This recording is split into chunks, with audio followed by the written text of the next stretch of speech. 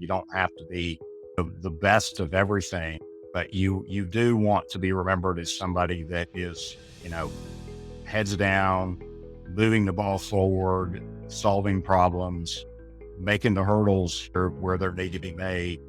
Those are the things that people look back for. And you may not always give the answer that a client wants in something, and they may not like it. But at least one thing I have learned is they know you're objective, you're fair, you're looking out for them on both sides, whether it's positive or negative.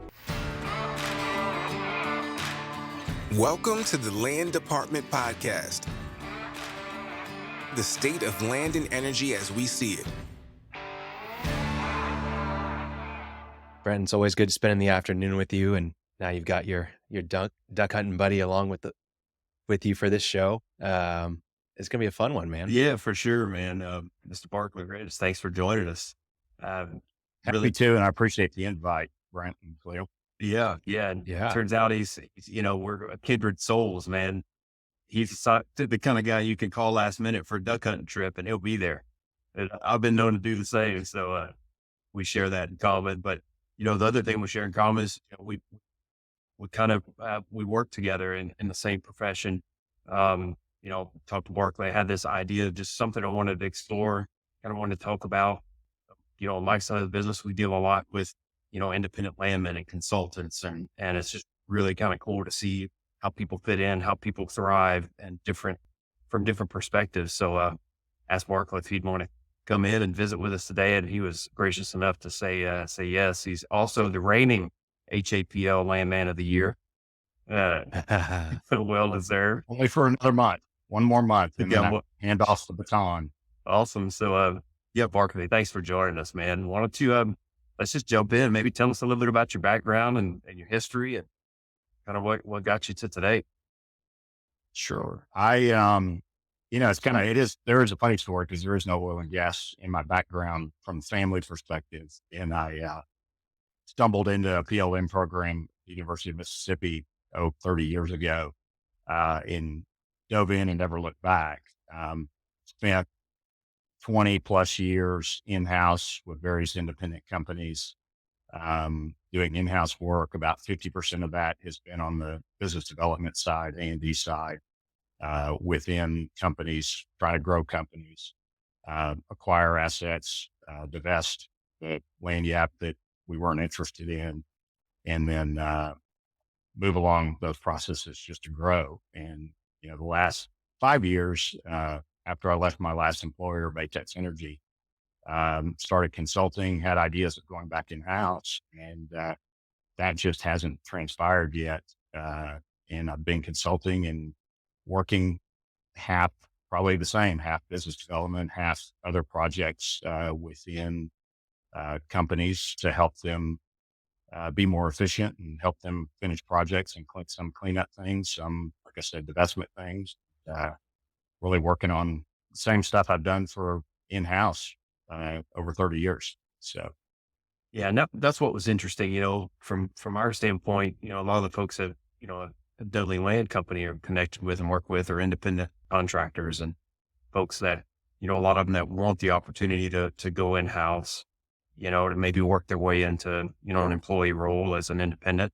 But maybe they have just field experience or maybe a little bit of due diligence experience, but don't really have that kind of an understanding of what's involved on the in-house staffing, the in-house contractor side of things. And so I thought, man, what better person that's got such a, breadth of experience and then is doing this independent kind of contractor consultant role to be able to share some of the, what he's learned and share some tips for some of these people that might be beneficial for him to really understand, how to thrive in those roles. And when you do get the chance, what's appropriate, what's not, what you need to be thinking about and how you can maybe be successful and provide opportunities for yourself or, keep busy.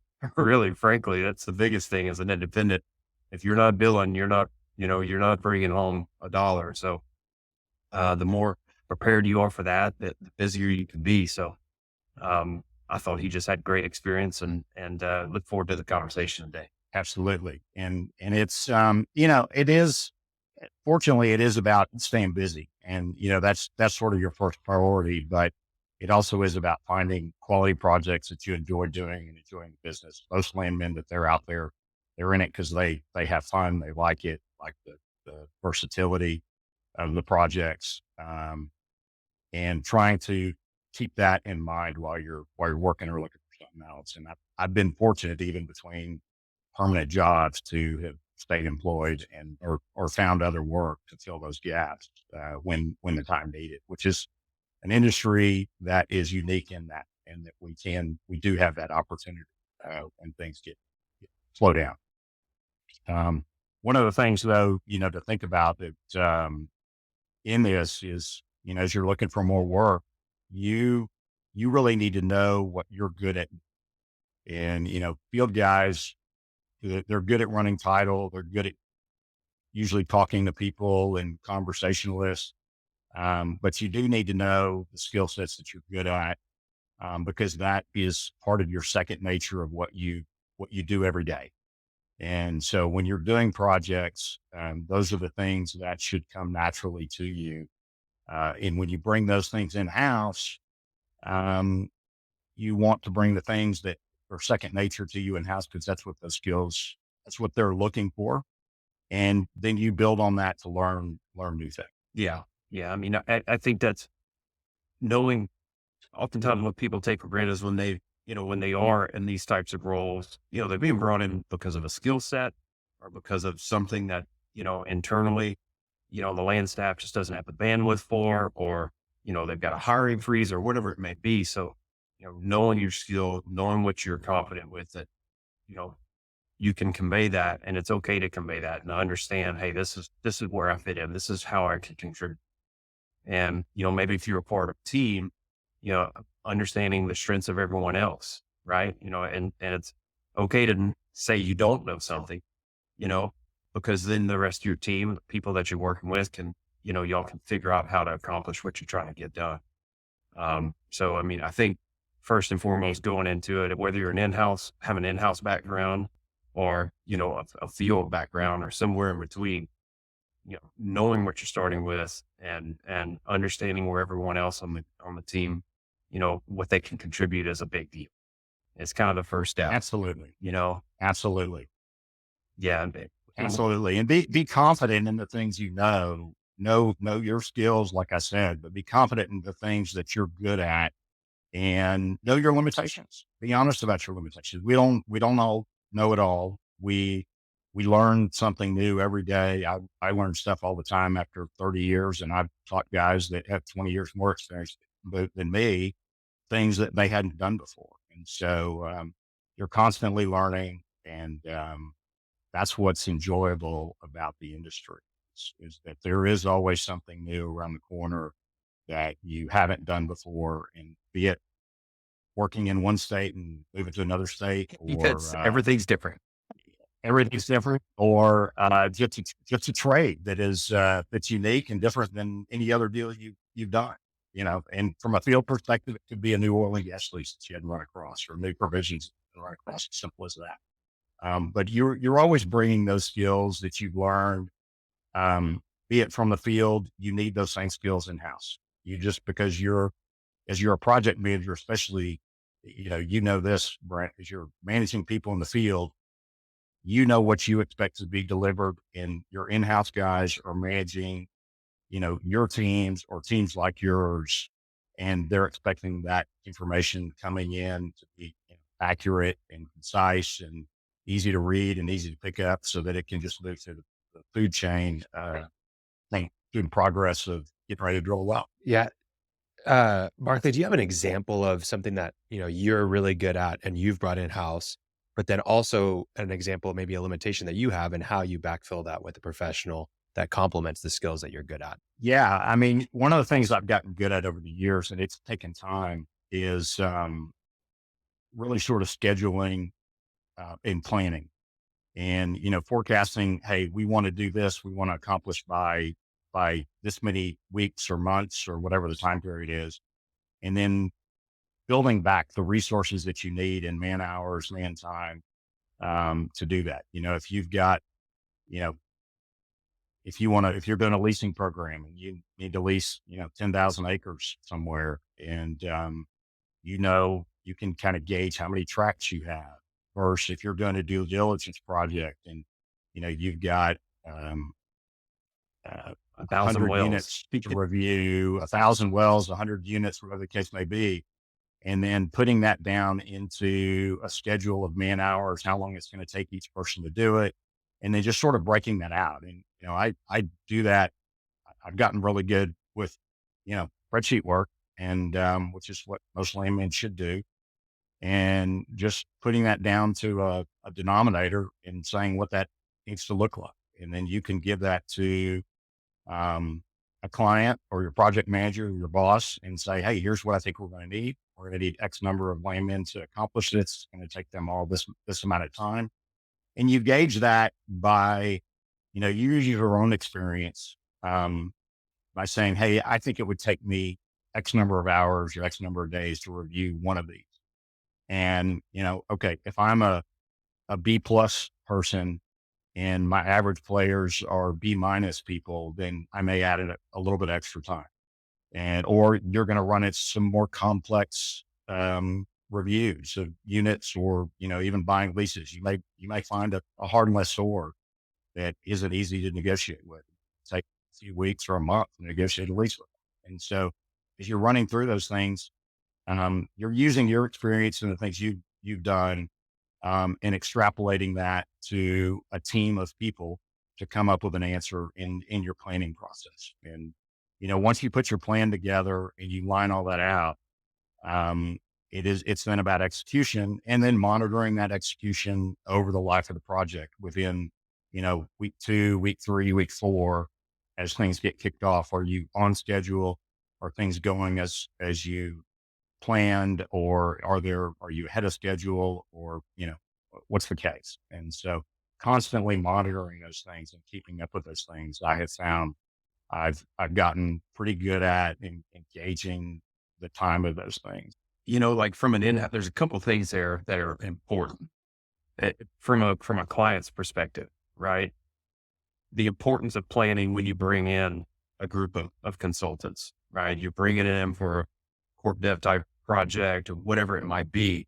And typically you generally have a budget, whether and so it's understanding and really placing a lot of importance and value on that early on is critical as a person that's hiring consultants, right? Or hiring independents or contractors to come in for your job, working through that plan, working through projections. And then, if you're on the other side as the consultant, it's competent and confident management of expectation, right? You always start out, with instruction. We got to accomplish this big thing and we got to do it in this amount of time with this amount of money.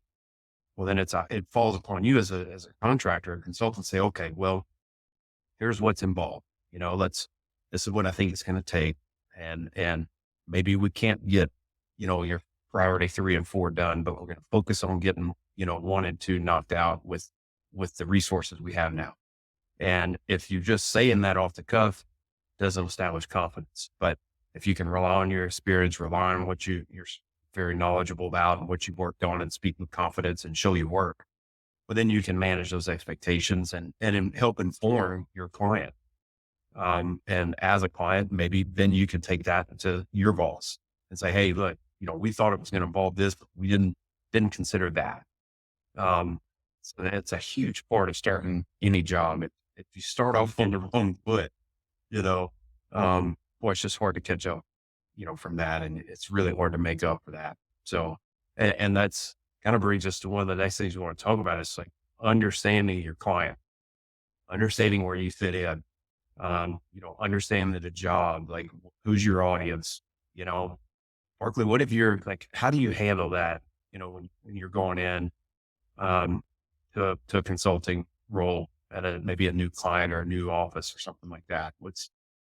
How can that affect maybe the way you approach what your given task is? Sure. It's, it's always about understanding the full project, understanding the scope, where sort of the end product is going to fall. And most of our end products fall with drilling a well or something like that, or the closing of an acquisition on the due diligence side, or securing some agreement of some sort. There are other projects that are, like you mentioned, cleanup projects, or, you're trying to clean up files or clean up things either on lease record side, on certain elements of agreements or division order side, even to that extent. But understanding the full scope of what those projects and what the end goal is. You always want to know the end goal. You always want to know, is the person you're talking to sort of the final reporting person that's going to see this and is going to either benefit from it, or is it going further up the ladder? And so understanding those, then you can better assess how to develop and outline the project. And one of the things I always try to do, as I mentioned your client's hiring you for the things and the skills, and so they're either doing that because they don't have the time to do it, as you mentioned, they don't have the staff to do it, or they just don't want to do it. And so they're hiring you for your expertise and things that, if they may not know the things that are entailed in the project. They know the outline, or they know the high level of what done, but they don't know the details. So I use that as an effort to what I call managing up, and sort of managing into my client the things that they may not know how to ask. And so looking at those things and looking, if you know the end product, and I have the ability to do this because I've worked with various disciplines and inside oil and gas companies. So I know how they work. I know where the information goes, either from the engineering team or, from the accounting team, finance team. I usually know where the elements of the land information goes. And so by knowing that and knowing those projects and how they affect those various other disciplines, I can kind of manage up to things where they may not know. The landman may not know how this affects the marketing department. And so by knowing those things, I can then sort of help them and guide them along and give them information they may not be asking me about. And just pushing that along and say, hey, here's why you want to know that, or here's why this is. Pooling provisions may be one of those things that they're not thinking about in a certain project, or even in your world while you're leasing.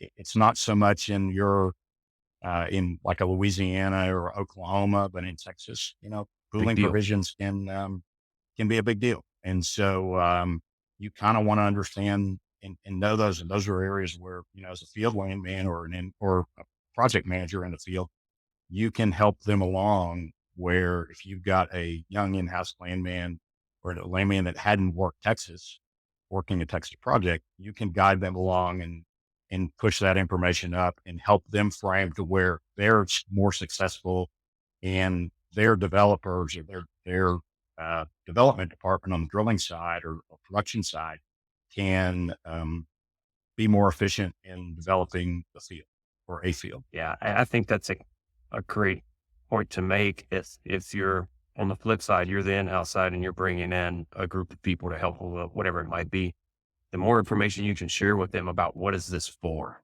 what's the end result, who's going to use this information, maybe allow you to tailor your product and your deliverable such that an engineer or such that the finance department, whatever it might be, marketing, whatever it might be, can use that information. And you're not going to have to go back and circle back. That's the killer in all these jobs. It's like you don't have that planning and you're not informed as a consultant about what's the end use here. You can't be proactive with your decision making. You can't capture that little bit of extra when you're looking at something, or you're working through a task or working through 1,000 well package. That would be beneficial in hindsight. Absolutely. Absolutely. And, I got, I'll give this little anecdote from, probably 20 years ago.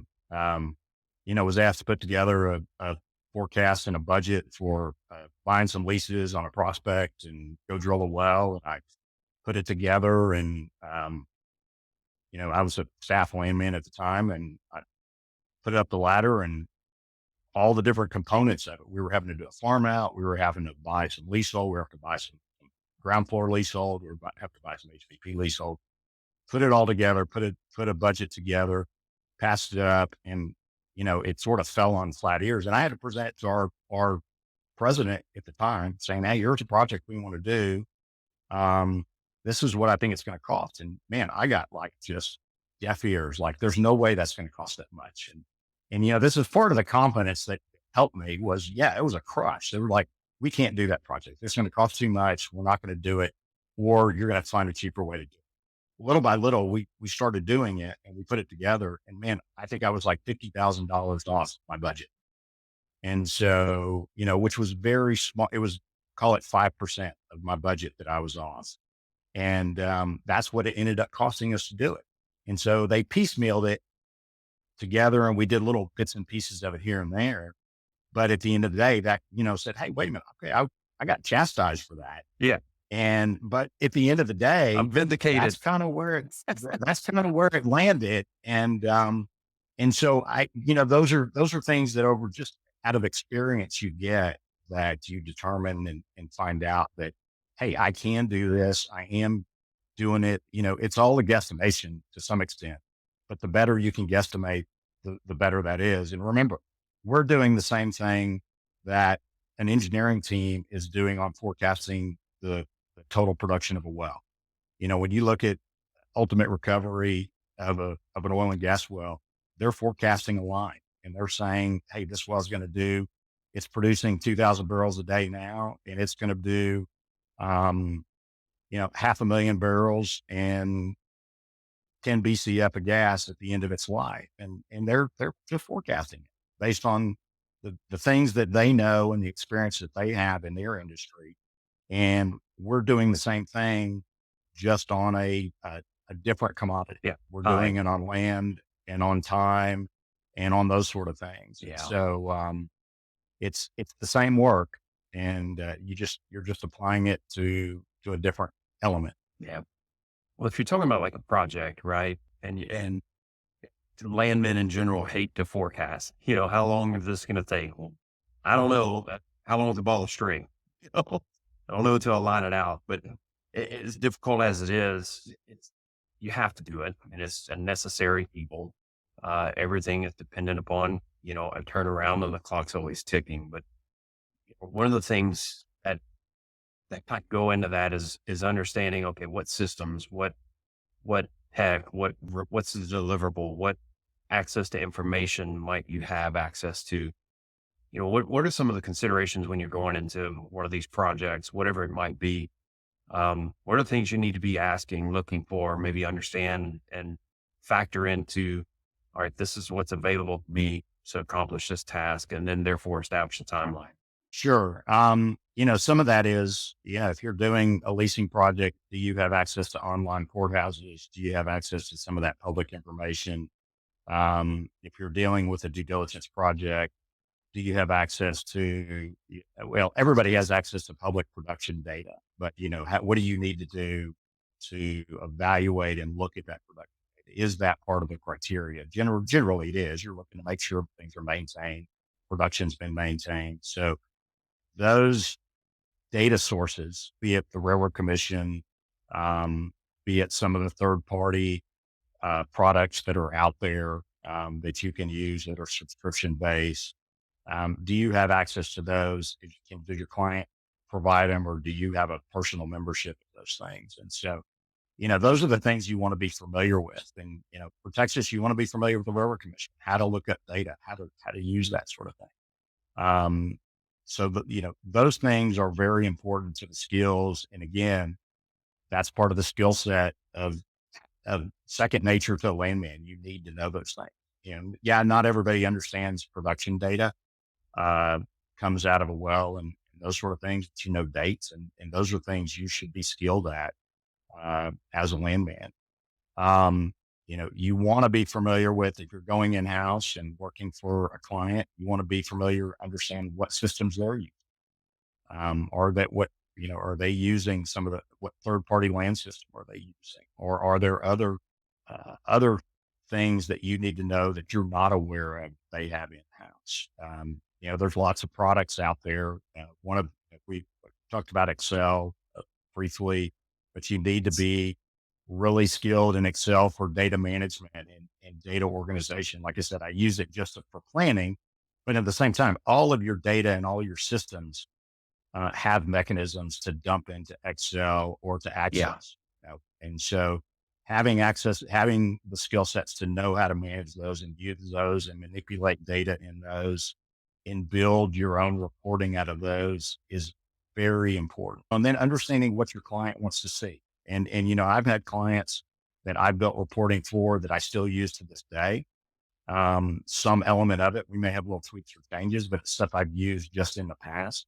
Um, and then I have, I've had clients come back to me and say, man, I really don't understand that. Let's make this a little more simple. And so, I've had at times I've had to pawn it off and say, hand it to somebody else. Hey, here's what we want. Here's what we have. I'm sort of stuck in this mode. You put another spin on it. Let's put another set of eyes on it to make it a little more simple. Well, that's like knowing your team. Yeah, it goes right back to what we said. Is like understanding the strengths of people on your team. I would encourage every landman that's working in house on a job, anybody who's getting the opportunity to work on due diligence, you need to be an expert in Excel or strive to be. I work in it every day. I'm still like light years behind some of the people within our organization and even some of the clients that we work with. Their use of Excel, especially on these kind of in-house contracted consulting type jobs, is tremendous because you're either consolidating information from 3 different sources, from an Excel output, or you're taking an Excel, data dump from an acquisition that your client just made and trying to make sense of it, trying to pull information from client A, that, from a buyer and match it with a seller, whether you're doing a data management or an integration type project, whatever, just it doesn't go away. You can't avoid it. And the stronger you are in that, the more efficient you're going to be and the better product you're going to deliver, the more flexible you are, to be able to give your client, meet the needs of the specific job at that specific time for your client. And if you can do that, you're going to continue to earn repeat opportunities. And that's, again, it's going to keep you, if you're an independent or you're in one of these downtimes in the industry or you're in between permanent, full-time roles, man, those things are just, they'll keep you going. And the faster you can do that, the faster you can learn to manipulate data or organize data. Cause there's lots of, you're dealing with thousands of lines of data at times, and you've got to find ways to organize it, track it. One of the things I've learned just in the last few years that I never did was, you get a batch of data and create your own unique identifier per line item. And so that hey, I'm starting, here's 10,000 lines of item and I'm starting with number 1 and I'm putting my own codes in there to number 10,000. And so that way, as long as you keep all your lines consistent, hey, here's my unique identifier of the data I got. And if you ever drop anything new in there, then you're going to be missing that code.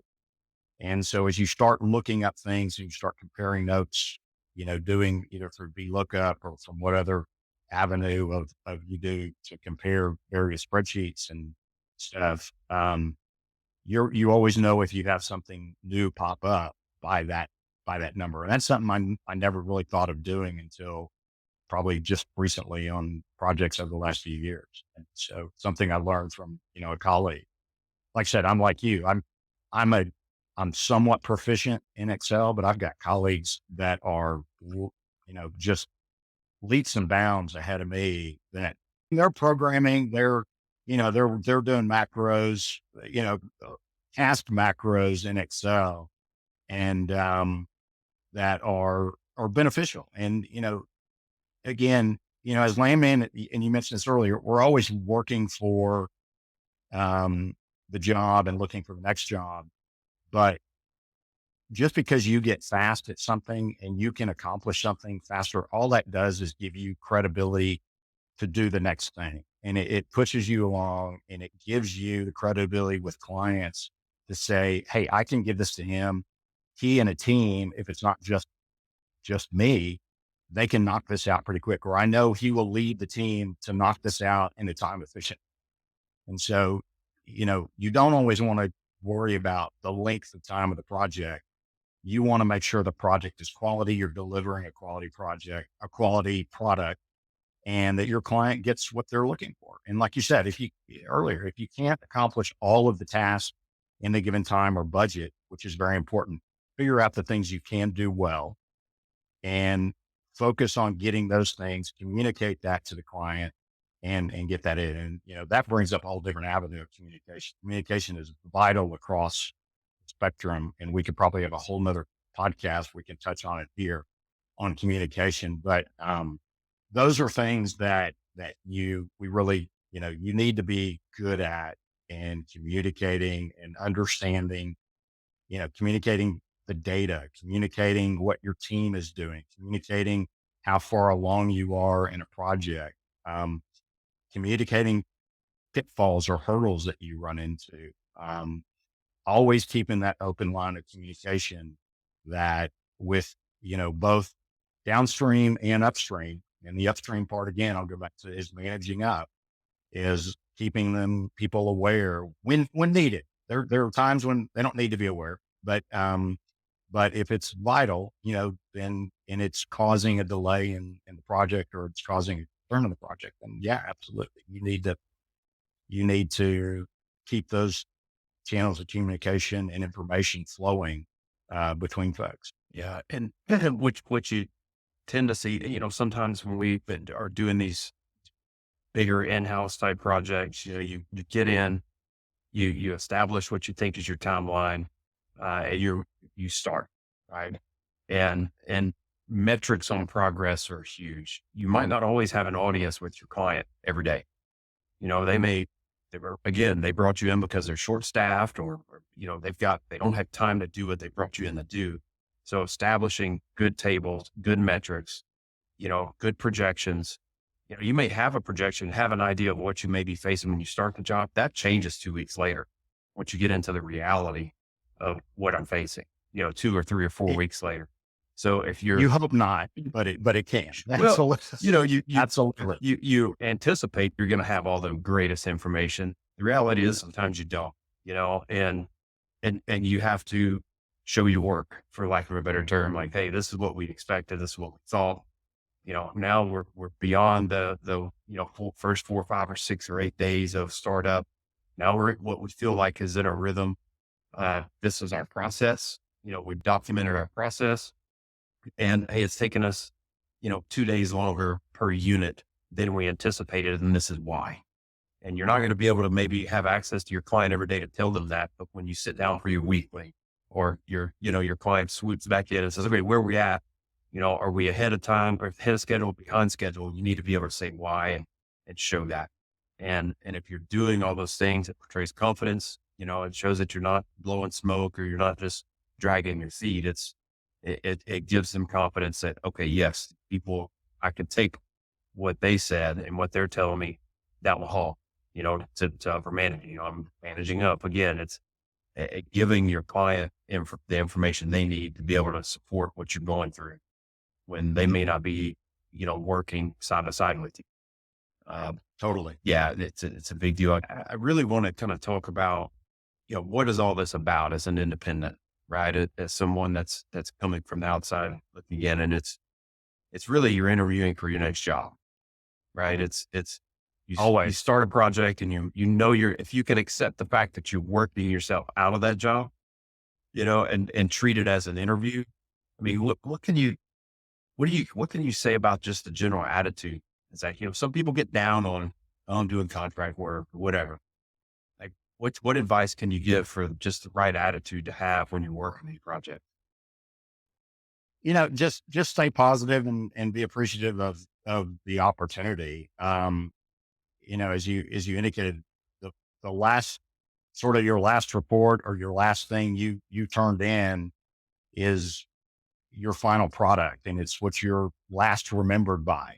So you always want to work to the very end, to turn in, the best you can, even though you may know that you're on the way out or might be on the way out. And so I've had many projects, get extended or over time just because, you know, I brought up something they weren't thinking about, or, they, it morphed into something larger over time. And I've also had projects that flat out ended when they said they were going to end.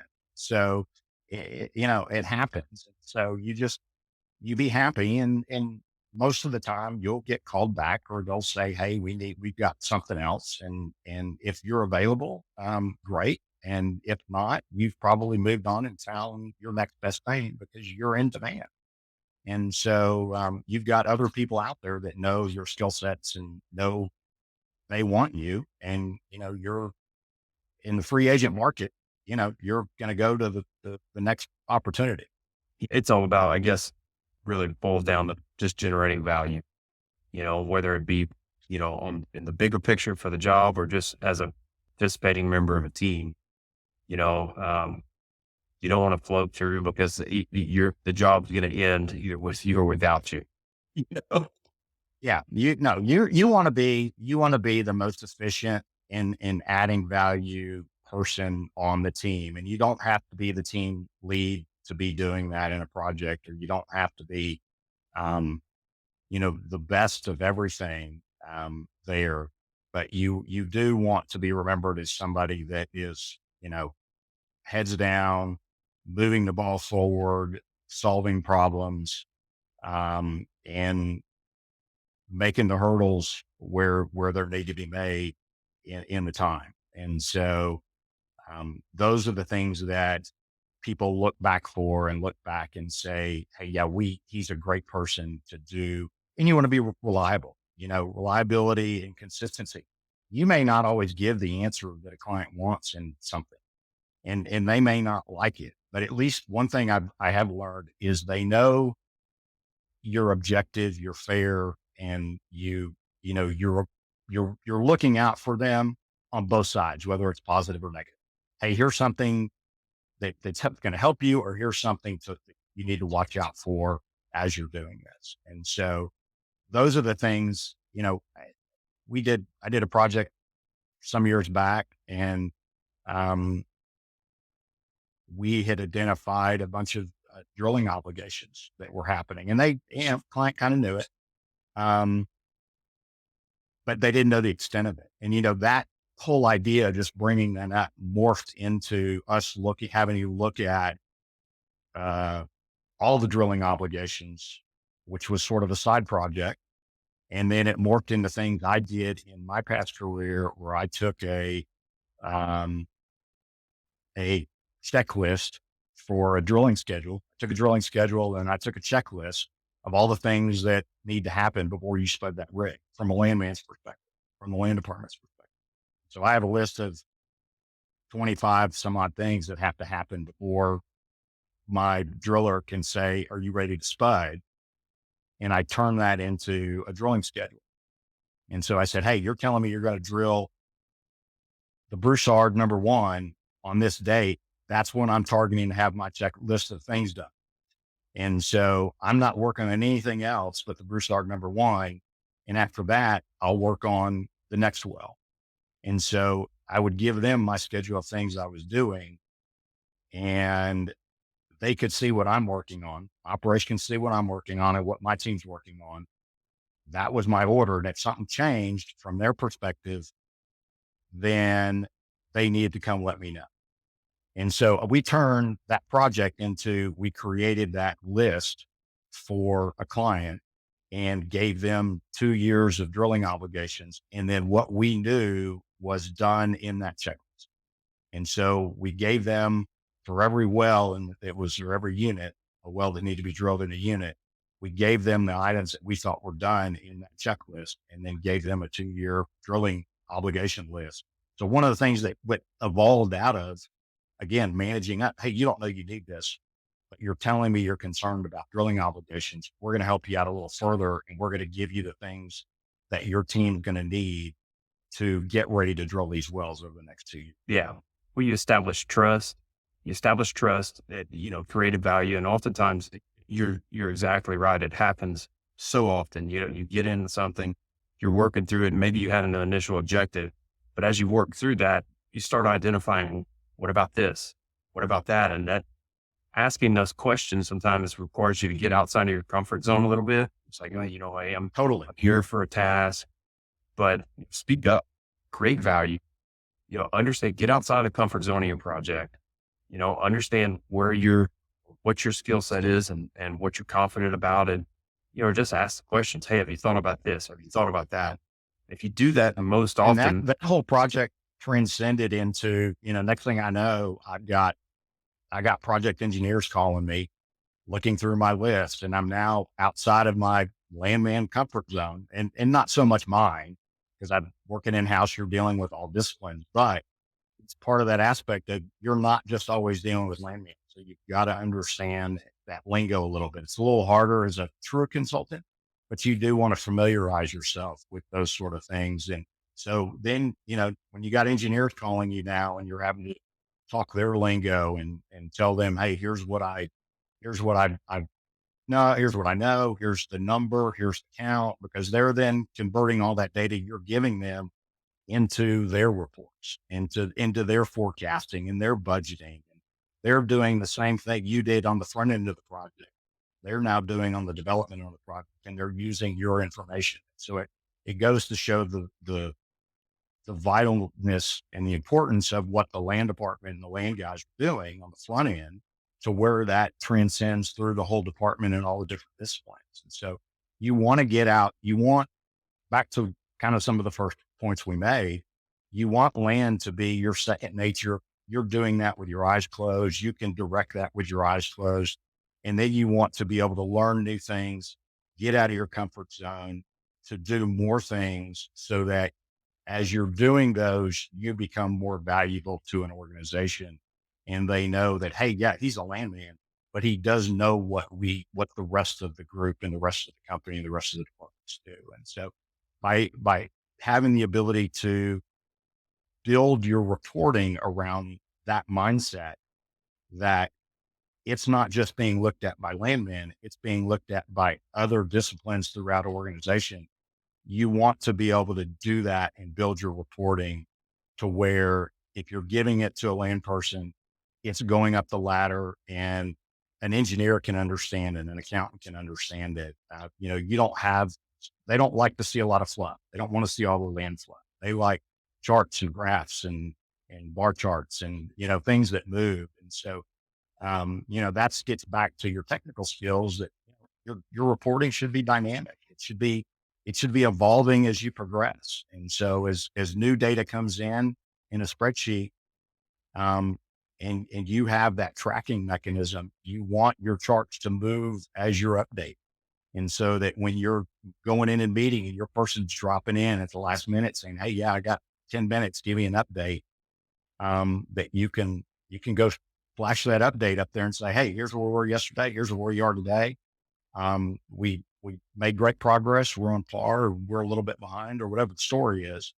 But then they can take that sheet, and if you want them to, and you do it right, you build it where they can extract it, pop it into a PowerPoint, and bam, they're off and running. And again, you've done the work that your clients that needs, and they don't have to re-massage the data.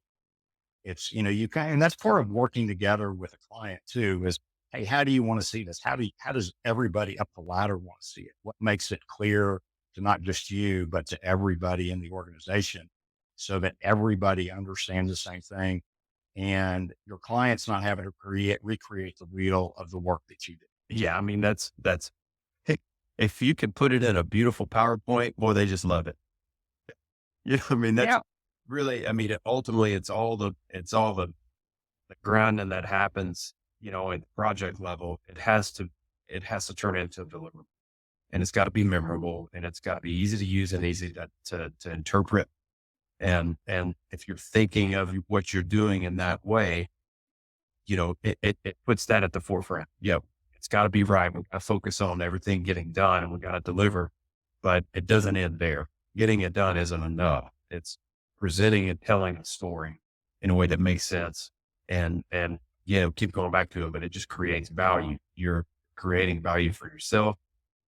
for your company that you're representing, if you're going through a brokerage shop, or for yourself individually, maybe it's whatever your opportunity to get the next job, or maybe even be considered, for an employee role at some point, that you have to, if you have that mentality, it's the better way to live. It's the better way to go. And, it does get recognized. I mean, we've had people, groups of people working in-house on projects, and a client will call, after it's all said and done 6 months later, and say, "Hey, we've got another deal similar, but a little different. What about this person? Is this person available? Or are those 3 or 4 people from your crew available?"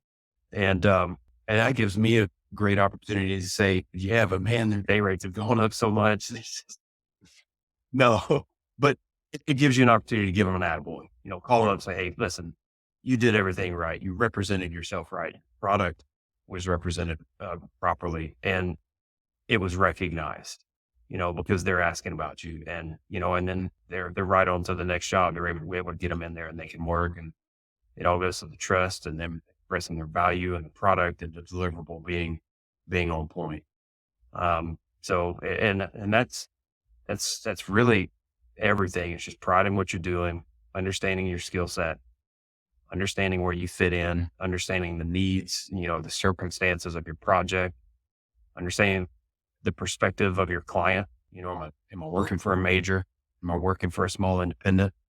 Maybe a small independent's going to need more out of you, and it's going to be more receptive to that advice and those recommendations that audience, that you have with that individual client may go directly to the leadership. Whereas if you're working in-house through a department with a big major corporation, it's got to go through 4 or 5 people. And maybe you're there just to do the job, that you were hired to do at that point. But, at Barclay, I mean, your experience is tremendous. And I think all your advice and everything you touched on here has been spot on. And, I think there's a lot of value in that, and really appreciate you taking the time to visit with us today. No, absolutely. And there's lots of opportunities. The industry's shrinking, it's getting a little harder. Um, but it's busy, and there's plenty of things to do. But at this point, talent is going to outweigh everything, and efficiency always outweighs. And so, we went from, 30 days of, when you talk about the operational side and you transcend the operational side to sort of what we do, we went from 30, 45 days of drilling a 5,000-foot well lateral to we're doing it in 10, 12 days now, for even longer laterals. I don't even know what the metrics are totally, because I've been out of that operational loop for a few years, but it's much faster. You're using a lot less rigs. And from our perspective, we're having to keep up and do the work just as fast to keep up with those rigs moving, you know, every 15 days possible. Granted, we're pad drilling and doing some other things, but the pace of what the field landman from a title perspective and, run sheet perspective and all those things, same with the title attorneys, that pace is picked up. And the faster you can do that work, the more efficient, and the better commodity you'll be as a consultant or, independent landman for your client. Yeah, for sure. Well, Khalil, really appreciate man, you've carried this thing. I couldn't jump in. It was just too much gold coming in from Barclay. No, it's great. I think, it's summarizing kind of the message and all of the wisdom that you shared, Barclay. It's obvious that you have a lot of empathy, and that's such an important skill to have as a landman, to understand what's happening on the other side of you, and what needs to be done for them to be successful as clients, as a company, as a project as a whole. What does it take? And if you have that empathy and you really can, even foresee what's going to be needed by your client, it'll take you a long way. Loved what you shared about reputation, how you're always, looking to earn trust and continue to grow your credibility because you're looking for your next job after this, and even working yourself out of a job. I think it's such a good perspective to have, and obvious that the long term is what you should be focused on, not just the short term. So all good things, man. How can people connect with you? Sure. My email address is ridgeresources@att.net.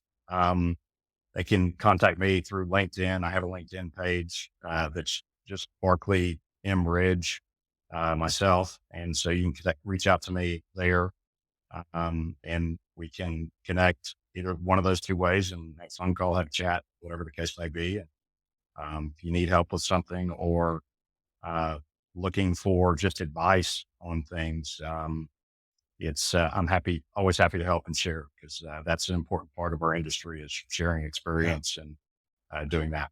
Excellent. We'll put all that stuff in the show notes. Appreciate it, man. It's been fun. It's been great. Leo, Brent, thanks a lot. Yeah. Thank you, I Barclay. enjoyed it. All right. It does, man. Absolutely. Thanks, man. Take care. We'll see you soon. Bye-bye. Take care. Thanks for listening to The Land Department. Check out our website in the show notes, or visit dudley-land.com to learn more about us.